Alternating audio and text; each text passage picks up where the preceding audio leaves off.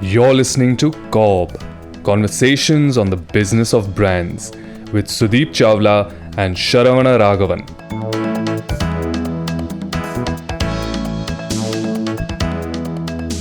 So Sharan, since it's my turn to interview you today, let me propose that we talk about something which seems to be all pervasive, omniscient, everywhere around us. This word called digital first. Right.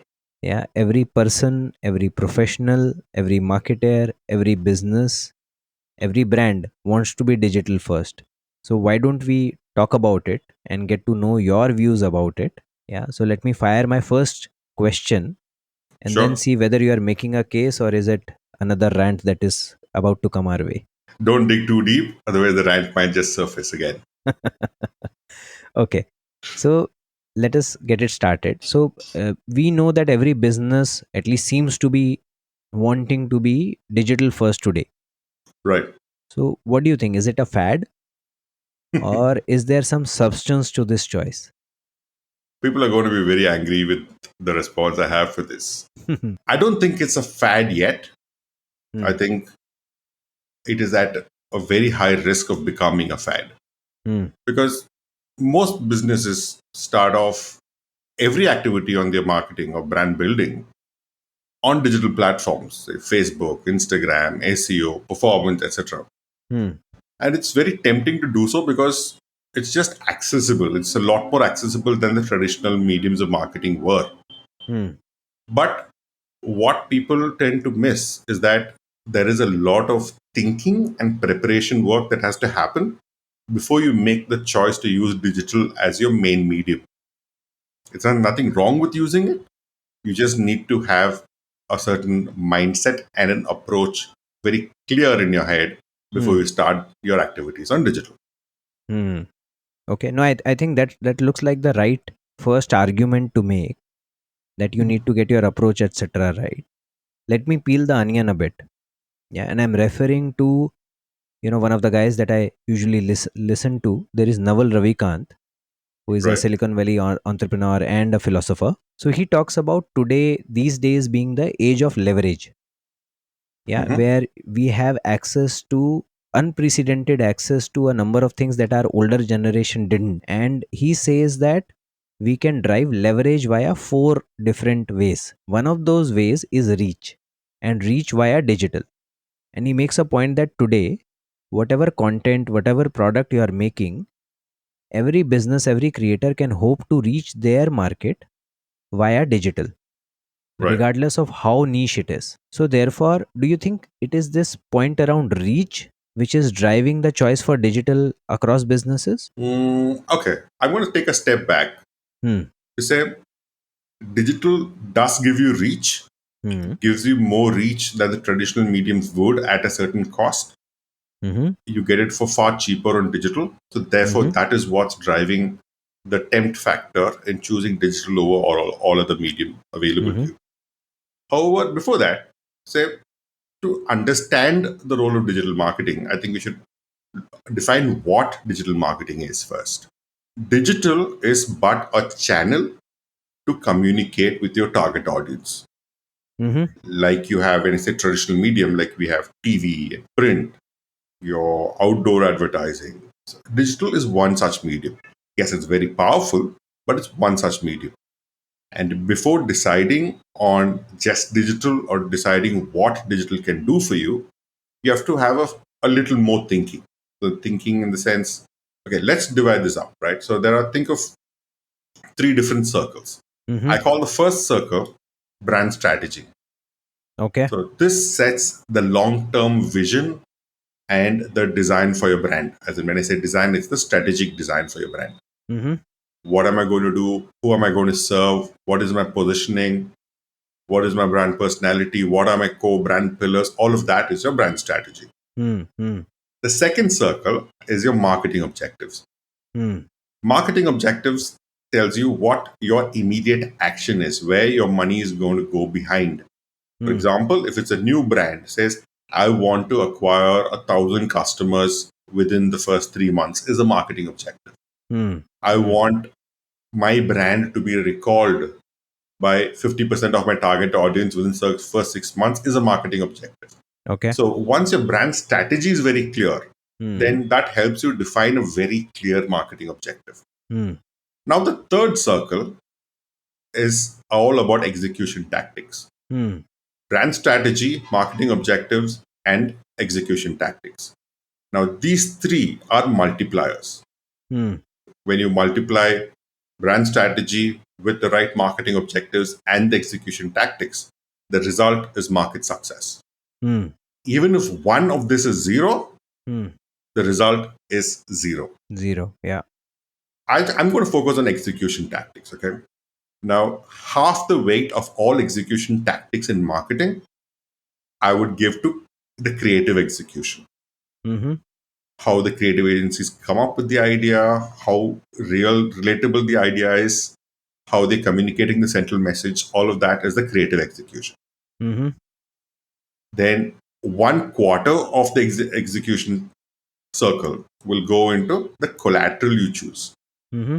The remaining quarter is your media choice. Hmm. Now, this choice could include your TV, your print, your digital, your on ground activation. All of that becomes your media choice. Hmm. Now, just think about it.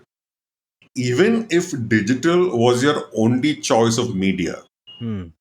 it is 1/4 of 1/3 of your marketing plan. Hmm. That's roughly about 16.5% Hmm. is what it can do for you. Hmm. When you start with the digital, you're restricting your thinking to the 16.5% of importance. And that is if digital is your only medium of choice. Hmm. And if you don't give other mediums of communication enough consideration, then you Hmm. could be missing a trick there too. But what I see is that everybody is going full fledged into digital without having your brand strategy or your marketing objective clear. Hmm. And that is where it has the risk of becoming a fad. Okay. So I get your point.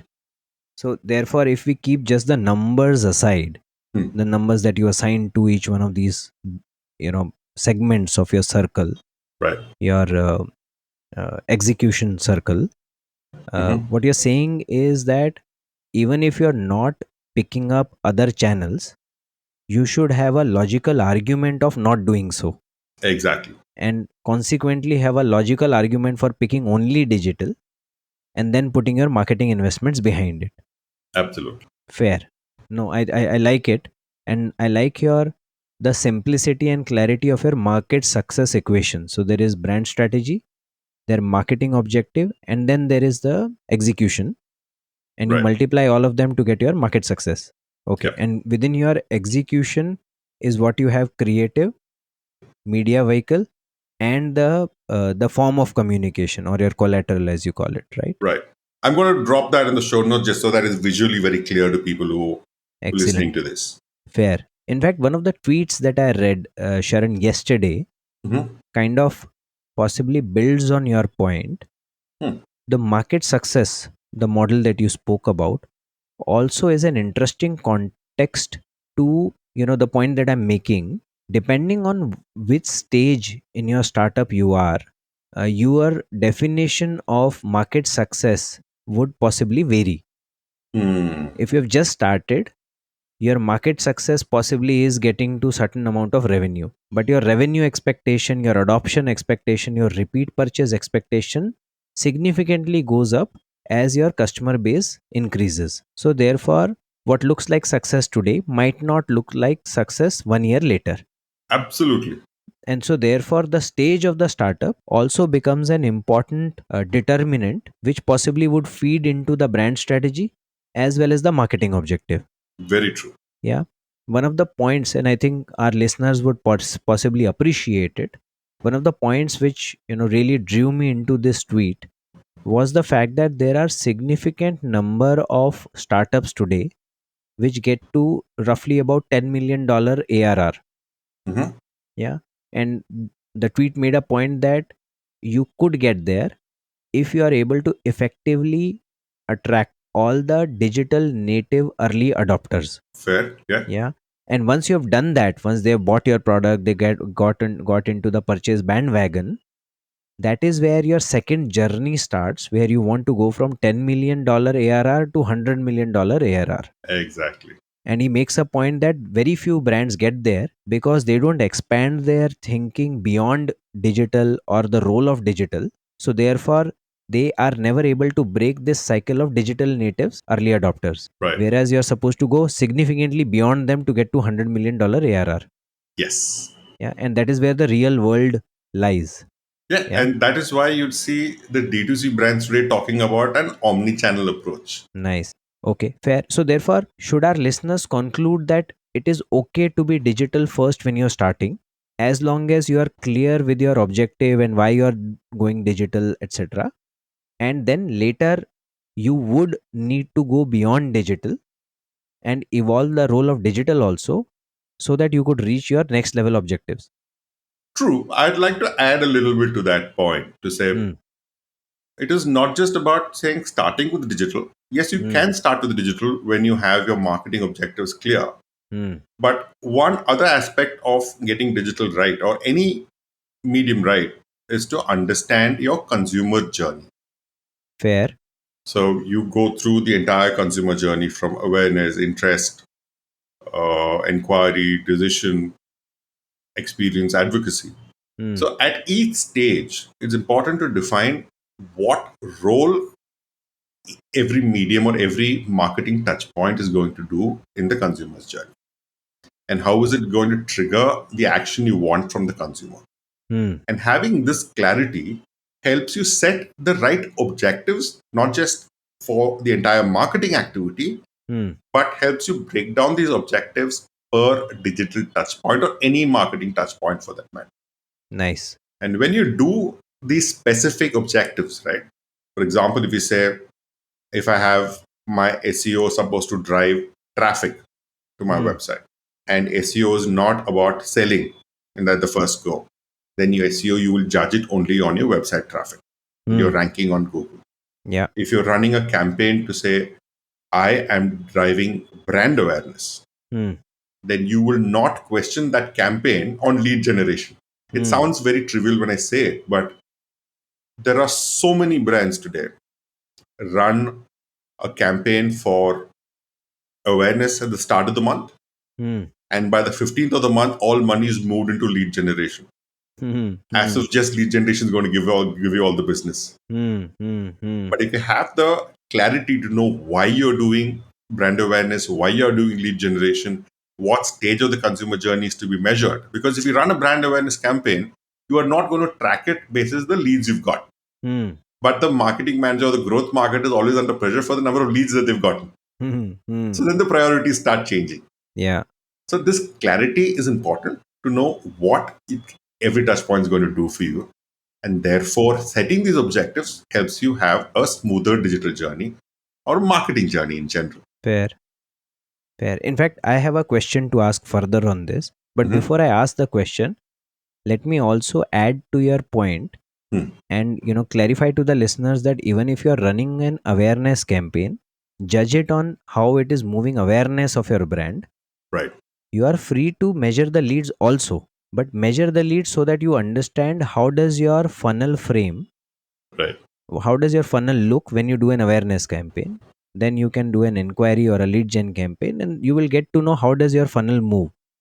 That will make sure that the next time you run a certain combination of campaigns, you have a performance campaign running, you have an awareness campaign running, you will be able to predict how your final funnel will look like. So it makes your consumer understanding, your consumer decision making journey understanding much better. But don't make the mistake of judging an awareness campaign just by the number of leads that it is bringing in. It sounds so commonsensical when you say it, right? Yeah. But Yeah. in practicality, it's No, no, very I can different. see.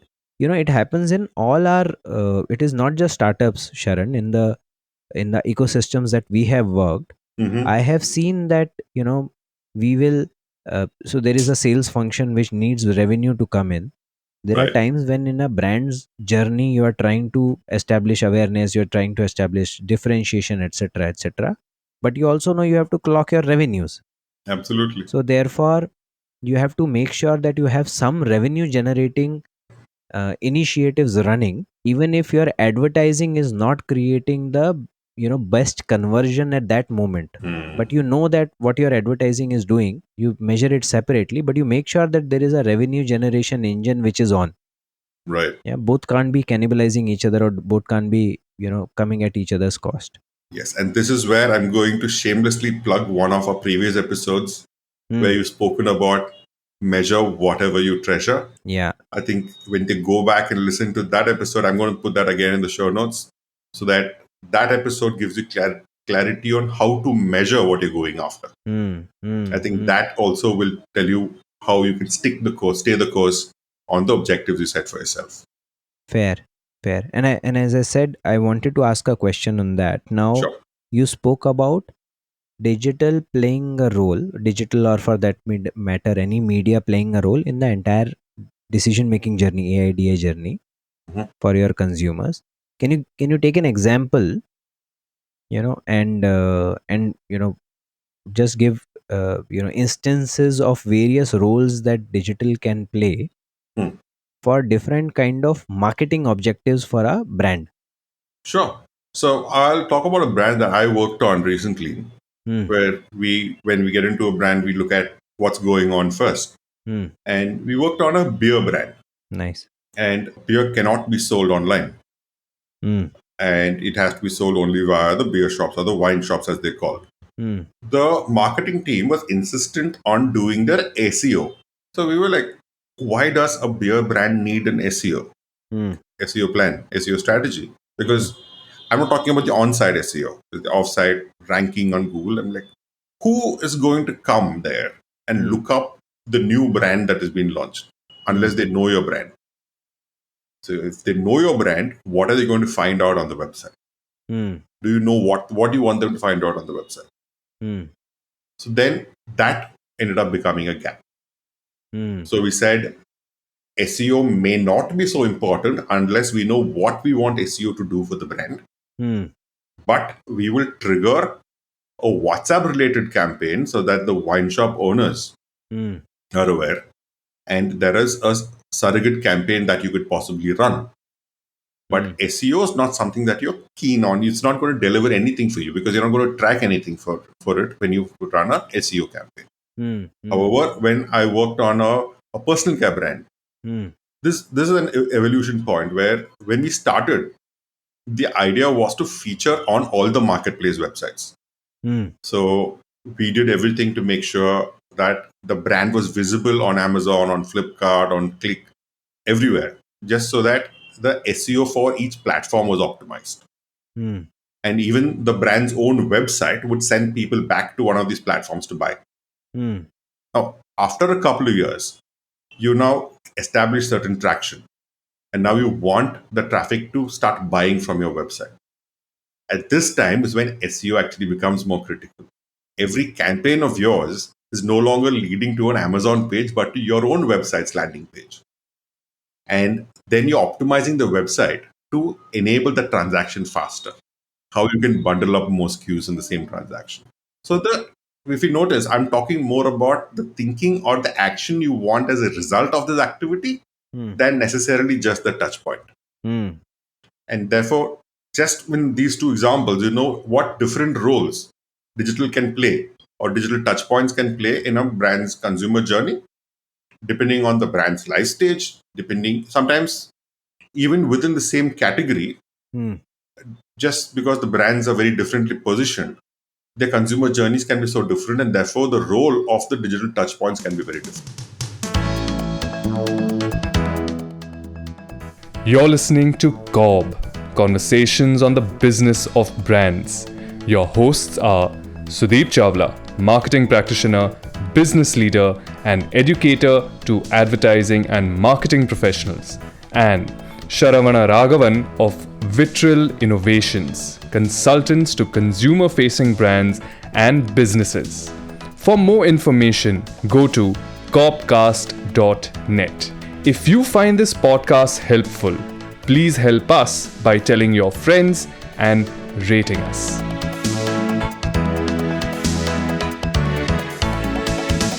Yeah, fair. Good example. In fact, I noticed that you spoke about both aspects of digital.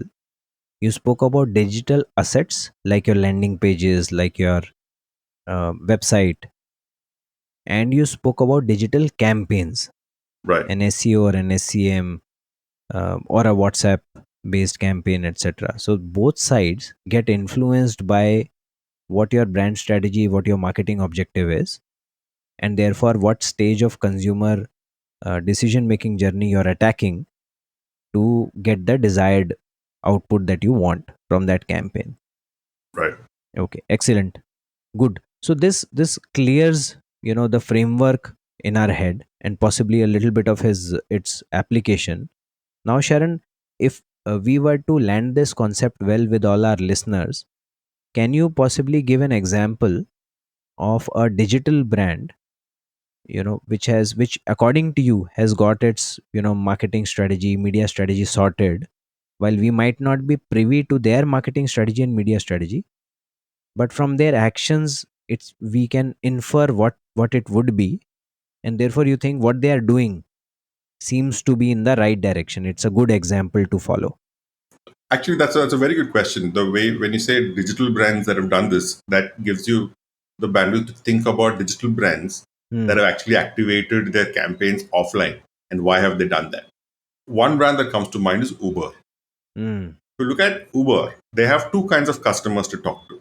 Hmm. One are the passengers who are hailing these cabs, Hmm. and two are the drivers who are basically driving these cabs to them. So they need to talk to both continuously, and this conflict is what they're always managing. Now, if you look at the campaigns for the riders, it's largely digital. They Yeah. do a little bit of print maybe, but it's largely digital Hmm. because you have to be on the platform to use Uber. Unless you're digital savvy, you're not going to be a customer. So the communication is all on the platforms and all digital platforms. Hmm. But the communication to the potential drivers is largely offline. Hmm. They do local print, they do bus branding. So the bus branding is the most interesting, right? Because the driver is going to be sitting in traffic and he's going to be standing at the back of a bus anyway. So, and even for auto drivers, so Yeah. they're all, or most of their Uber autos are branded with Uber branding at the back. It's an Hmm. incentive for the auto driver and to make sure the other auto drivers take notice. Hmm. So that is how Uber is optimizing their marketing channel mix. We're saying I'm a digital brand, Hmm. but depending on who I want to talk to and what I want them to do, I'm Hmm. choosing my channels very purposefully. And Interesting. another example is Google Maps. While Hmm. they are a complete digital brand, they're almost a monopoly. You see them advertising on bus brandings, bus stop brandings, a lot of outdoor campaigns just to get people habituated to Hmm. start using Google Maps even when they're not just looking for directions. They want Hmm. people to look up bus timings, train timings. So they want it is the moment when you're waiting for your bus, the moment when Hmm. you're looking to catch a train. What if Hmm. you miss your train? Hmm. So just to put that information in your head, they're Hmm. optimizing their outdoor campaigns even better. Hmm. So those I think are very good examples of how digital brands are using non-digital channels as their communication medium. Fair. Fair. And in fact, the when you were talking about Google Maps example, Hmm. I can think of two different directions for it. Mhm. One direction is that you are anyways a Google Maps user. Now I ask you to explore, as you said, bus timings, train timings, etc. Because you Right, primarily use Google Maps today to figure out the way as well as the traffic, right, yeah, or to estimate your ETA. hmm. And now I ask you to use it for other purposes. Right, The second objective that I can think of, and I don't know which one were they going after, the second objective also could be that there are a lot of, like you said, there are people who are comfortable on digital, who are digital natives or digital adopters. All of them, hopefully, by default or by their own volition, would have Google Maps on their phones. right, And many of them might have used it quite frequently. mhm, So, Google might be going after either really, really infrequent users. Yeah, something like, for example, my father, hmm, who possibly uses Google Maps once in a quarter or 6 months when he goes to Delhi. hmm, Otherwise, he doesn't need it. right, Yeah, so that those are the kind of people that it is either talking to, or it is talking to people who are in fact in that stage and age where they don't even have Google Maps on their phone. Right. Yeah, and therefore it is talking to people whom they are unlikely to find on digital, Hmm. or unlikely to consume regular digital media channels where they would otherwise advertise, and therefore they are riding offline mediums to try and catch those people. It could be any of these two three objectives. Absolutely.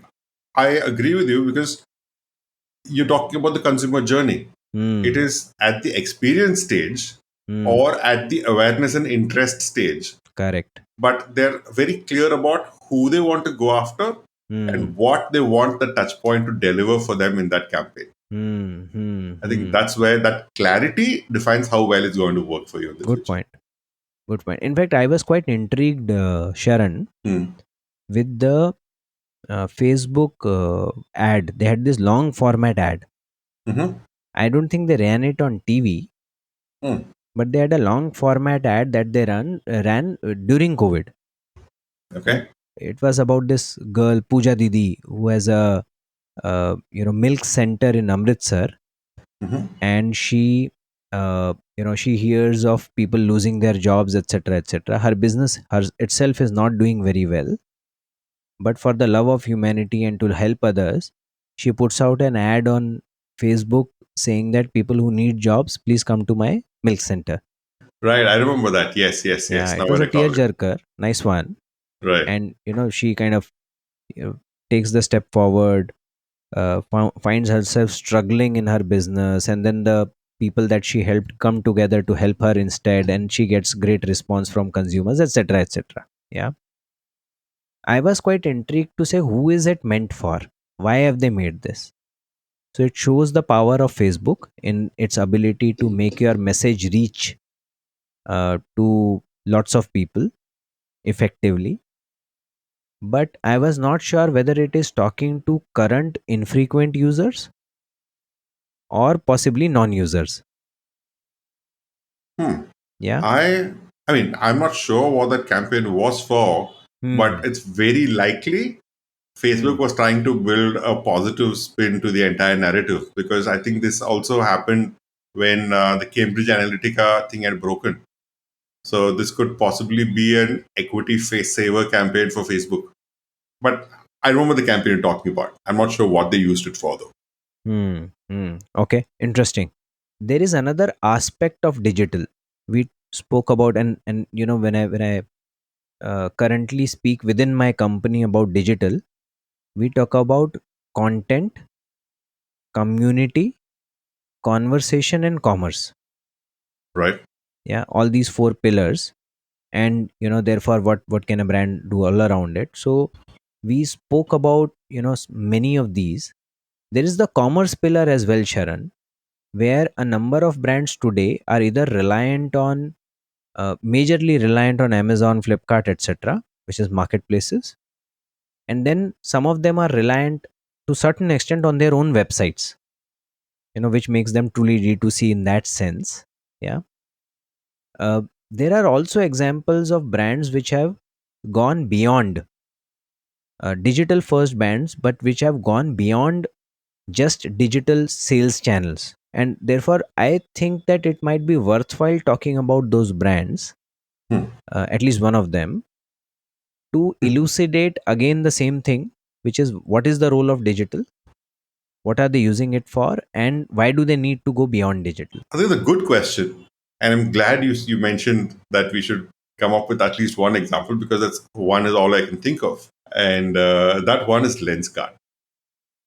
And I'm a Hmm. big Hmm. fan of what Lenskart has done with the digital medium. Hmm. They are a digital first brand, Hmm. but I think, even 4 5 years back, they invested so heavily on TV advertising, telling people to come and buy multiple pairs of glasses, style is important. And when they realized people wanted additional features, wanted testing, at home sales, they didn't say, I'm a digital first brand, I will do everything, but you have to come online and buy. Hmm. They had the humility to go where the customer wanted them to be without compromising on the digital first narrative of the brand. If you look at it, they've invested so heavily on this AR technology where you can try on your frames Hmm. just with the photo that you're wearing. Hmm. I think it's great technology. I think it's improved significantly. But that is not becoming an impediment for the entire customer experience. If you come onto my app, yes, I will have it for you. I will invest heavily for you. I think they even bought over that company. But even after having bought over that company, Hmm. they are not telling customers, I will serve you only there. Hmm. They have retail outlets all over the cities saying, come there, try it on, have a proper retail experience like you're used to. And I will still give it to you at the lowest price Hmm. because I have vertically integrated my supply chain. I am truly direct to customer. I don't have the overheads that the other brands do. And they say, not just come to my store. If you can't come, I will come to your home. I Hmm. will bring my frames to your home and I will sell it to you there. So they've demonstrated the humility to go where the customer is. They have an ideal customer journey that they want the customers to have, but that is not necessarily dictated their entire go to market plan. They've leveraged their go to market plan to build their brand, then use it as an impediment in the consumer journey, which a lot of myopic marketing thinking can lead to. Hmm. No, another example. I like this example, Sharon, and I'm sure a lot of our uh, listeners would be able to relate to it. A similar, very similar examples you can see, for example, in form of Pepper Fry, who have Right. offline showrooms. Yeah, you go to Bangalore, you will be able to find Home Lane, Live Space, all of them, because they realize that there is a lot of touch and feel which is involved in most of this stuff. So for people who are digital native, who are happy to make digital decisions, they have beautiful digital experience. But for rest of the people, they have stores where people can walk in and, you know, have a feel and then possibly take a call. Yeah, they're not forcing a consumer to change their original habits. Exactly. Yeah. One more very, very impressive example. I was very, very impressed to see it, Sharon, and I would Mhm. possibly would like to call it out, is those Paytm voice boxes. Yeah, they've kept The on. credit messages. Yes, yes. I was thoroughly impressed with it. Tell me You know, more. so Paytm again, a brand which started the digital payment revolution before UPI and everybody else took over, Right. and which was able to take the biggest advantage of the demonetization announcement by the government. They were, once they started going digital, once they started making payments digital, they realized that one of the pain points of retailers is that, one, they have to wait for the payment to realize. Yeah, a couple of minutes here and there. And number two, every time somebody pays with Paytm, they have to look through the message to make sure that the money has been credited. Yeah, because being India, there are trust issues. Yeah, and people have misused this thoroughly. So with this pain point in their head, some of the bigger retailers who get a steady inflow of consumers, they would have realized that this is a possible barrier in their adoption of Paytm or any other digital solution. And that is where they said, let us put these voice boxes. Now, those voice boxes make it very easy for a retailer to detect whether the money that they have said they will credit, that has been credited or not. And you make a payment, the voice box will immediately call out, and voice box very intelligently has language options. So I've seen a number of them set it up either on English or on Hindi. I'm sure they will have Marathi also. So the voice box calls out कि Paytm पर 45 रुपए प्राप्त हुए, yeah, or 45 rupees received on Paytm. And that, anybody can listen to it, anybody can hear it, and therefore say, okay, done, you may please go. So I really love the execution that they've done around it. Another online purely digital brand which is trying to transform the entire habit. It's raison d'etre. The reason to exist is that I want to take people digital, is Right. putting in offline non-digital devices to aid that journey. Absolutely. That's brilliant. There now seems to be many examples of brands. which have realized their marketing objective, their brand strategy, then marketing objective. And therefore, number one, they have used digital for one specific purpose which serves that brand strategy and marketing objective. And they have realized that there are mediums beyond digital which will be required to serve again the same marketing objective and brand strategy. But And hence, unlock the barriers in the consumer journey with yeah, it. and because that's the prime reason for a business to exist, to Absolutely. unlock those barriers in consumer journey and thereby help them achieve what the consumer is wanting to achieve, which will then be mutually beneficial for the business also. Right. Yeah. So great, Right. excellent. I think you make that your diagram, those four circles that you spoke about, is Mm-hmm. something that made it very clear in my head as to how to Glad. think about it.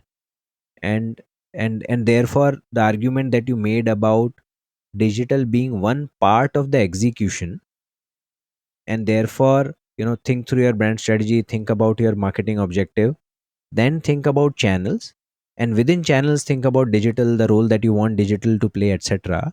Makes a lot of sense.